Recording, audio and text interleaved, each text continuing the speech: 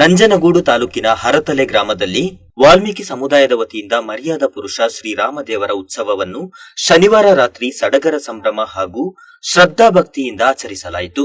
ಶ್ರೀರಾಮದೇವರ ಉತ್ಸವದ ಅಂಗವಾಗಿ ಇಡೀ ಗ್ರಾಮವನ್ನು ಬಣ್ಣ ಬಣ್ಣದ ವಿದ್ಯುತ್ ದೀಪಗಳಿಂದ ಶೃಂಗರಿಸಲಾಗಿತ್ತು.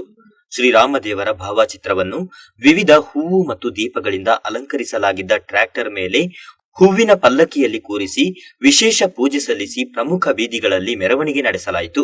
ಮೆರವಣಿಗೆಗೆ ಮಾಜಿ ಶಾಸಕ ಹರ್ಷವರ್ಧನ್ ಹಾಗೂ ಜಿಲ್ಲಾ ಪಂಚಾಯಿತಿ ಮಾಜಿ ಸದಸ್ಯ ಹಾಗೂ ಬಿಜೆಪಿ ಮುಖಂಡ ಹರತಲೆ ಚಿಕ್ಕನಾಯಕ ಚಾಲನೆ ನೀಡಿದರು. ಮಂಗಳವಾದ್ಯ, ಕಂಸಾಳೆ, ಛತ್ರಿ ಚಾಮರ, ಸತ್ತಿಗೆ, ಸುರಪಾನಿಗಳು ಶ್ರೀರಾಮೋತ್ಸವಕ್ಕೆ ಮೆರುಗು ತಂದವು.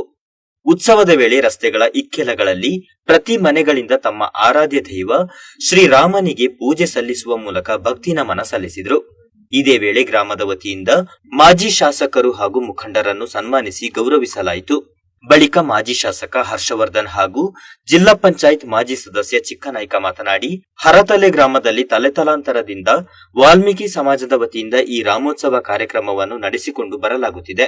ಶ್ರೀರಾಮನು ಎಲ್ಲರಿಗೂ ಒಳಿತು ಮಾಡಲಿ ಎಂದು ಶುಭ ಹಾರೈಸಿ ಕಾರ್ಯಕ್ರಮದ ಬಗ್ಗೆ ವಿವರಿಸಿದರು.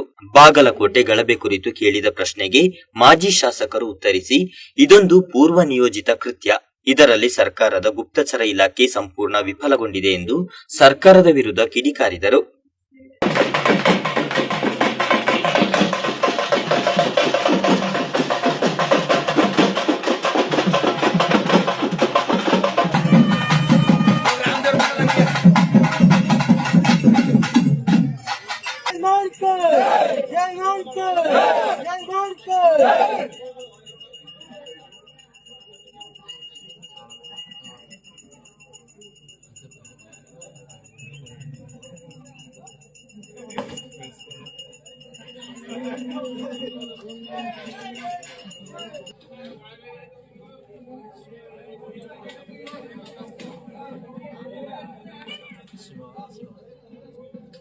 ವಾಟರ್ ಪ್ರೂಫ್ ಅಂತಿದೆಯೋ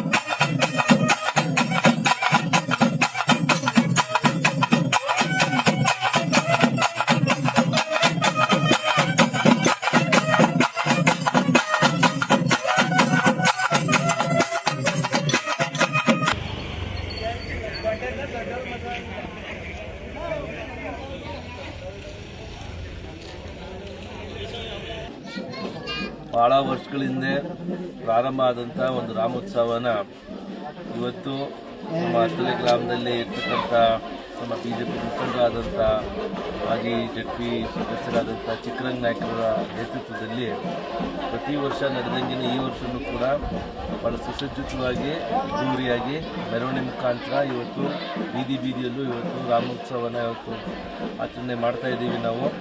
ಸೊ ಈ ಸಂದರ್ಭದಲ್ಲಿ ನನಗೆ ಯಾವತ್ತೂ ಕೂಡ ನಾನು ಹತ್ತನೇ ಗ್ರಾಮಕ್ಕೆ ಇಷ್ಟು ಗಂಟೆ ರಾತ್ರಿ 10 ಗಂಟೆಗೆ ಬಂದುಬಿಟ್ಟು ಈ ಥರ ಒಂದು ಚಾಲನೆ ಕೊಡಬೇಕು ಅಂತ ಹೇಳಿದಾಗ ಇದು ಮೊದಲನೇ ಬಾರಿ ನಾನು ಬಂದಿದ್ದೆ. ಶಾಸನ ಸಂದರ್ಭದಲ್ಲಿ ನಾನು ಬಂದಿರಲಿಲ್ಲ, ಮೊದಲನೇ ಬಾರಿ ನಾನು ಇಲ್ಲಿ ಬರ್ತಾಯಿದ್ದೀನಿ. ಎಲ್ಲರಿಗೂ ಕೂಡ ಭಗವಂತ ರಾಮ ಎಲ್ಲರಿಗೂ ಕೂಡ ಆಯುಷು ಆರೋಗ್ಯ ಮತ್ತು ಮುಂದೆ ಒಳ್ಳೆ ಬಾಳೆ ಬೆಳೆ ಆಗಲಿ ಅಂತ ಕೂಡ ನಾನು ಈ ಸಂದರ್ಭದಲ್ಲಿ ಆಶಯಿಸುತ್ತಾ ಅವಕಾಶ ಮಾಡಿಕೊಡ್ತೀನಿ. ನಿನ್ನೆ ಆಗಿರೋಂಥ ಒಂದು ಕೋಮು ಘರ್ಷಣೆ ಬೆಳಗಾವಿ ಜಿಲ್ಲೆಯಲ್ಲಿ ಇದೆಲ್ಲ ಭಾಳ ಹೆಂಗೆ ಅಂತಂದರೆ ವ್ಯವಸ್ಥಿತವಾಗಿ ನಡೀತಾ ಇದೆ. ಮೈಸೂರಲ್ಲೂ ಕೂಡ ಇದೇ ಥರ ಆಗಿತ್ತು, ಮೈಸೂರಲ್ಲಿ ಕೂಡ ಇದೇ ಥರ ಕಲ್ಲು ತೂರಾಟ ಎಲ್ಲ ಆಗಿತ್ತು. ಇಲ್ಲಿ ಹೆಂಗೆ ಅಂತಂದರೆ ಯಾವಾಗ ನಮ್ಮ ಪರ್ಮಿಷನ್ ತೊಗೊಂತೀರಿ ಆಗಲೇನೋ ತಯಾರಿ ಮಾಡ್ಕೊಂಡ್ಬಿಡ್ತಾರೆ ಅಂತ ಕಾಣಿಸುತ್ತೆ ಇಲ್ಲಿ. ಆಮೇಲೆ ಇಲ್ಲಿ ಯಾವ ಮಾರ್ಗದಲ್ಲಿ ನಾವು ತೊಗೊಬೇಕು ಆ ಪರ್ಮಿಷನ್ ಎಲ್ಲ ತಗೊಂಡ್ಮೇಲೆ ಅಲ್ಲಿ ಕೂಡ ತಕರಾರು ತೆಗಿಯೋದು. ಅಂದರೆ ಅದೇನೋ ಸ್ವಾತಂತ್ರ್ಯ ಇಲ್ವೋ ಎಲ್ಲಿ ಬೇಕಾದ್ರೆ ಇದು ಮಾಡೋಕ್ಕೆ. ಅದು ಅಟ್ಲೀಸ್ಟ್ ಪರ್ಮಿಷನ್ ತಗೊಂಡ್ಮೇಲೆ ಪೊಲೀಸವರು ಅವ್ರಿಗಿರುತ್ತೆ, ಅಲ್ಲಿ ಸೆಕ್ಯೂರಿಟಿ ಇರುತ್ತೆ, ಅವ್ರ ಇಂಟೆಲಿಜೆನ್ಸ್ ಇರುತ್ತೆ. ಆ ಮಾರ್ಗದಲ್ಲಿ ಬರಬೇಕಾದ್ರೆ ಯಾವುದೇ ಥರ ಹಿಂದೆ ಥರ ಘಟನೆಗಳು ನಡೀಬಾರ್ದು ಅಂತ ಒಂದು ಇರುತ್ತೆ. ಆದರೆ ಇಲ್ಲಿ ಸಂಪೂರ್ಣವಾಗಿ ವಿಫಲ ಆಗಿದೆ ಇವತ್ತು ಪೊಲೀಸವರ ಇಂಟೆಲಿಜೆನ್ಸ್. ನಮ್ಮ ರಾಜ್ಯದ ಗೃಹ ಸಚಿವರಾದಂಥ ಮಿಸ್ಟರ್ ಗೊತ್ತಿಲ್ಲ ಪರಮೇಶ್ವರ್ ಅವರು ಇದ್ರ ಬಗ್ಗೆ ಕೇಳಿದ್ರೆ ಇದ್ರ ಬಗ್ಗೆ ತನಿಖೆ ಮಾಡಿ ಮಾಹಿತಿನ ಸಂಗ್ರಹಣೆ ಮಾಡ್ಬಿಟ್ಟು ಆಮೇಲೆ ಅದ್ರ ಬಗ್ಗೆ ಹೇಳ್ತಾರಂತೆ. ಯಾಕಂದರೆ ಅವ್ರಿಗೆ ಇಂಟೆಲಿಜೆನ್ಸ್ ಡಿಪಾರ್ಟ್ಮೆಂಟ್ ಅವ್ರ ಕೈಯಲ್ಲಿ ಕೊಟ್ಟಿಲ್ಲ. ಬಹುಶಃ ಇವೆಲ್ಲ ನೋಡಿದ್ರೆ ಮುಂಚೆನೇ ಇದ್ರ ಬಗ್ಗೆ ತಯಾರಿ ಮಾಡ್ಕೊಂಡಿದ್ದಾರೆ ಅಂತ ಮೇಲ್ನೋಟಕ್ಕೆ ಕಾಣಿಸ್ತಾ ಇದೆ. ಅಲ್ಲಿ ಈಗ ಎಷ್ಟು ಜನದ ಮೇಲೆ ಕೇಸ್ ಆಗತ್ತೆ, ಯಾರು